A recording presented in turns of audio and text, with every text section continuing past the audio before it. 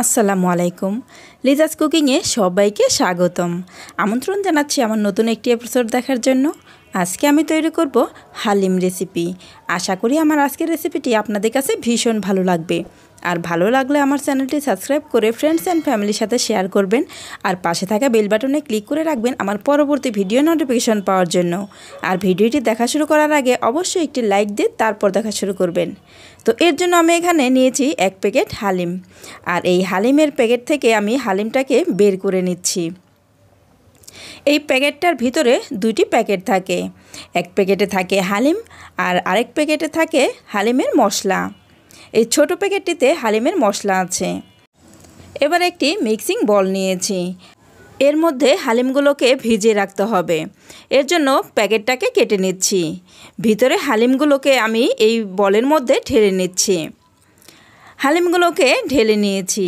এবার এই হালিমের মধ্যেই আমি অ্যাড করে দিচ্ছি ফুটন্ত গরম পানি। আর অবশ্যই কিন্তু এখানে ফুটন্ত গরম পানিটাই অ্যাড করতে হবে। এখানে কিন্তু নর্মাল তাপমাত্রার পানি দিলে কিন্তু হবে না। অবশ্যই চেষ্টা করবেন ফুটন্ত গরম পানিটা দেওয়ার জন্য। আর পানিটা দেওয়ার সঙ্গে সঙ্গে কিন্তু একটি চামচ দিয়ে খুব ভালো করে নেড়ে চেড়ে মিশিয়ে দিতে হবে। আর খেয়াল রাখতে হবে যেন এই হালিমটা দলা পেকে না যায়। যদিও একটু দলা পেকে যায় তাহলে কিন্তু সেই দলাগুলোকে খুব ভালো করে ভেঙে দিতে হবে। এবার এগুলোকে একটি ঢাকনা দিয়ে ঢেকে একটা সাইডে রেখে দিচ্ছি। এবার এখানে নিয়েছি আমি গরুর জিহব্বা। আর আজকের এই হালিমটাকে আমি গরুর জিহব্বা দিয়েই রান্না করব। আর একটি জিহব্বাকে আমি পরিষ্কার করে এভাবে টুকরো টুকরো করে কেটে নিয়েছি। এবার এই জিহব্বাটাকে রান্না করার পালা। এর জন্য চুলায় একটি প্যান বসিয়ে দিয়ে দিয়েছি রান্নার তেল। তেলটা একটু গরম হয়ে আসলে দিয়েছি একটি তেজপাতা মাঝখান থেকে চিড়ে, 3 টুকরো দারুচিনি, 4-5টি এলাচ, লবঙ্গ দিয়ে দিচ্ছি 5-6টি। এবার এই মশলাগুলোকে একটু নেড়েচেড়ে ভেজে নিচ্ছি। আর এই মশলাগুলোকে যখন একটু ফ্লেভার বের হবে তখনই বুঝতে হবে মশলাগুলো ভাজা হয়ে গিয়েছে। এবার এখানে অ্যাড করে দিচ্ছি 1 কাপ পরিমাণ পেঁয়াজ কুচি, দিয়ে দিচ্ছি 4-5 কোয়া রসুন কুচি। অবশ্যই কিন্তু এই রসুন কুচিটা দিতে হবে। এবার ভালো করে নেড়েচেড়ে ভেজে নিচ্ছি।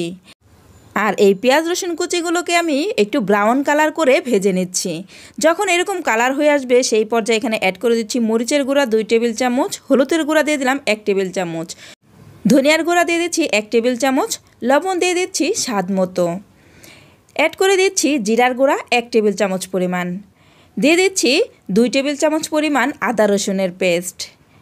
এবার এই মশলাগুলোকে একটু নেড়েচেড়ে মিশিয়ে নিচ্ছি। আর এই মশলাগুলোকে ভালো করে কষে নেওয়ার জন্য এবার এখানে অ্যাড করে দিচ্ছি সামান্য একটু পানি। আর এই পানিটা দিয়ে অবশ্যই কিন্তু এই মশলাগুলোকে ভালো করে কষিয়ে নিতে হবে।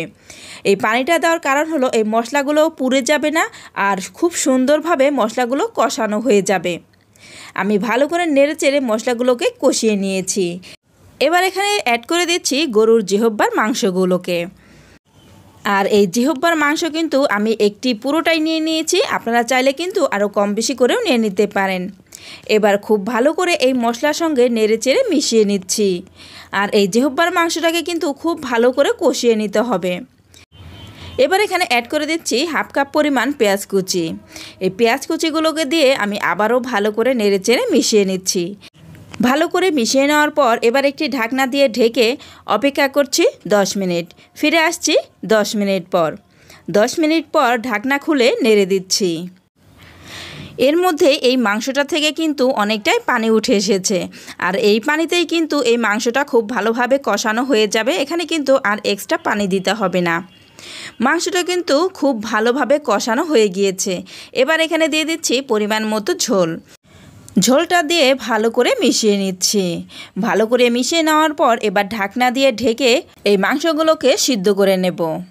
আমি অনেকটা সময় নিয়ে মাংসগুলোকে কিন্তু ভালো করে সিদ্ধ করে নিয়েছি। আর এই মাংসটা কিন্তু খুব ভালোভাবে সিদ্ধ হয়ে গিয়েছে। এবার এখানে অ্যাড করে দিচ্ছি 1 চা চামচ পরিমাণ ভাজা জিরার গুঁড়া। আর ভাজা জিরার গুঁড়াটা দিয়ে ভালো করে মিক্স করে নিয়েছি। মাংসগুলোও কিন্তু খুব ভালোভাবে সিদ্ধ হয়েছে আর ঝোলটাও কমে এসেছে। মাংস রান্না হয়ে গিয়েছে। এবার এটাকে চুলা থেকে নামিয়ে একটা সাইডে রেখে দিচ্ছি। এদিকে চুলায় একটি প্যান বসিয়ে দিয়েছি আর এখানে দিয়ে দিচ্ছি সেই ভিজিয়ে রাখা হালিমগুলো কিন্তু খুব সুন্দরভাবে ভিজিয়ে গেছে। আর দেখতে পাচ্ছেন এখানে কিন্তু আমি আরও কিছুটা গরম পানি ইউজ করেছি। আর হালিমগুলো কিন্তু একদমই দলা পেকে নেই, খুব সুন্দরভাবে মিশে গিয়েছে। এবার এখানে আমি দিয়ে দিচ্ছি পরিমাণ মতো পানি। আর এই পানিটা কিন্তু আপনারা আপনাদের পরিমাণ মতো অ্যাড করে দিবেন। অনেকে এই হালিমটাকে একটু ঘন খেতে পছন্দ করে, আবার অনেকে একটু পাতলা খেতে পছন্দ করে। যে যেরকম খেতে পছন্দ করেন সে সেরকমভাবে এই পানিটাকে দিয়ে দেবেন। আমি আমার পরিমাণ মতো দিয়ে দিয়েছি। এবার এখানে অ্যাড করে দিলাম হাফ চা চামচ পরিমাণ মরিচের গুঁড়া, 1/4 চা চামচ পরিমাণ হলুদের গুঁড়া, ধনিয়ার গুঁড়া দিয়ে দিচ্ছি 1/4 চা চামচ। এবার এই মশলাগুলোকে একটু নেড়েচেড়ে মিশিয়ে নিচ্ছি। আর এভাবে একটু এক্সট্রা মশলা দিলে কিন্তু এই হালিমটা খেতে ভীষণ ভালো লাগে। ভালো করে মিশিয়ে নেওয়ার পর এবার এখানে অ্যাড করে দিচ্ছি 1 চা চামচ পরিমাণ লবণ, আর দিয়ে দিচ্ছি এখানে হাফ চা চামচ পরিমাণ আদা রসুনের পেস্ট। এবার এগুলো দিয়েও আমি ভালো করে মিশিয়ে নিচ্ছি। আর হালিমের পারফেক্ট স্বাদটা পেতে হলে কিন্তু এই মশলাগুলোকে অবশ্যই দিতে হবে। এবার চুলার আঁচটা লোতে রেখে আমি খুব ভালো করে এই হালিমগুলোকে সিদ্ধ করে নিচ্ছি। আর অবশ্যই কিন্তু অনবরত নাড়তে হবে, নাড়া কিন্তু বন্ধ করা যাবে না, তাহলে কিন্তু নিচ থেকে পোড়া লেগে যেতে পারে। এবার এখানে এই হালিমের যে মশলা আছে সেই মশলার প্যাকেটটা নিয়েছি। আর প্যাকেটের ভিতরে যে মশলাটা আছে সেই মশলা আমি সবটুকুই নিয়ে নিচ্ছি। এবার এই মশলাগুলোর মধ্যে অ্যাড করে দিচ্ছি সামান্য একটু পানি। আর এই পানিটা দিয়ে এই মশলাগুলোকে ভালো করে পেস্ট করে নিচ্ছি। এতে করে মশলাটা খুব সুন্দরভাবে হালিমের সঙ্গে মিশে যাবে। আর আমরা যদি এই গুঁড়ো মশলাগুলো এই হালিমের মধ্যে ঢেলে দেই, এতে করে কিন্তু এই মশলাটা ভালো করে মিশতে চায় না। মশলাগুলোকে খুব ভালোভাবে পেস্ট করে নিয়েছি। এবার এই হালিমের মধ্যে ঢেলে দিয়ে দিচ্ছি। এতে করে খুব সুন্দরভাবে কিন্তু এই মশলাগুলো হালিমের সঙ্গে মিশে যাবে। হালিম রান্না তো অনেক খেয়েছেন, একবার হলেও এইভাবে গরুর জিহ্বা দিয়ে হালিম রান্না করে খেয়ে দেখবেন। আমার বিশ্বাস আপনাদের কাছে ভীষণ ভালো লাগবে। মশলাগুলো দেওয়ার পর একটু সময় নিয়ে এই হালিমটাকে রান্না করে নিতে হবে। এবার এখানে সেই আগে থেকে রান্না করে রাখা মাংসটা দিয়ে দিচ্ছি। মাংসটা দিয়ে দেওয়ার পর আমি আরও কিছুটা সময় রান্না করে নিচ্ছি। এতে করে এই মাংস এবং হালিমের সঙ্গে খুব ভালোভাবে মিশে যাবে। আপনারা যদি হালিমের পারফেক্ট স্বাদটা পেতে চান, অবশ্যই কিন্তু আমার এই রেসিপিটি ফলো করে রান্না করতে হবে। তাহলেই কিন্তু এই হালিমের পারফেক্ট স্বাদটা পাওয়া যাবে। তো হালিমটাকে কিন্তু মাংসগুলো দেওয়ার পর আমি আরও কিছুটা সময় নিয়ে রান্না করে নিয়েছি। তো হালিমটা কিন্তু অনেকটাই ঘন হয়ে গিয়েছে। আমি এই হালিমটাকে আরও ঘন করব, সেজন্য ঢাকনা দিয়ে ঢেকে আমি আরও কিছুক্ষণ রেখে দিয়েছিলাম। এতে কিন্তু আমার এই হালিমটা আরও কিছুটা ঘন হয়ে গিয়েছে। আপনারা যদি আরও পাতলা খেতে চান তাহলে কিন্তু আরও আগেই নামিয়ে নিতে পারেন।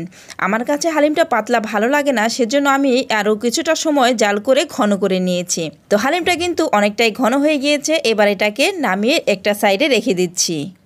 এই হালিমের স্বাদটাকে আরও বাড়ানোর জন্য এবার এই হালিমটাকে বাগার দিয়ে নেব। এর জন্য একটি প্যানের মধ্যে তেল দিয়ে দিয়েছি একটু রসুন কুচি আর একটু পেঁয়াজ কুচি। এবার এগুলোকে ভেজে ব্রাউন কালার করে নিচ্ছি। এবার হালিমের মধ্যে সুন্দর একটা ফ্লেভার পাওয়ার জন্য এখানে দিয়ে দিলাম 3টি শুকনা মরিচ। আর অবশ্যই কিন্তু এই শুকনা মরিচটা দিতে হবে। শুকনা মরিচটাকে দিয়ে আমি ভালো করে ভেজে নিচ্ছি। পেঁয়াজ রসুনগুলো ব্রাউন কালার হয়ে আসার পর এই হালিম মিক্সের মধ্যে দিয়ে দিচ্ছি। এবার ভালো করে নেড়েচেড়ে মিশিয়ে নিচ্ছি। মিশিয়ে নেওয়ার পর 2 থেকে 3 মিনিট আমি রান্না করে নেব। এতে করে এই বাগারের যে ফ্লেভার আছে এই ফ্লেভারটা হালিমের সঙ্গে খুব ভালোভাবে মিশে যাবে। তো ফ্রেন্ডস, আমার হালিম রান্না কিন্তু একদম পুরোপুরি রেডি। এবার চুলা থেকে নামিয়ে সার্ভ করে দেখিয়ে দিচ্ছি। তো ফ্রেন্ডস, আমার আজকের রেসিপিটি আপনাদের কাছে কেমন লেগেছে অবশ্যই আমাকে কমেন্ট করে জানাবেন।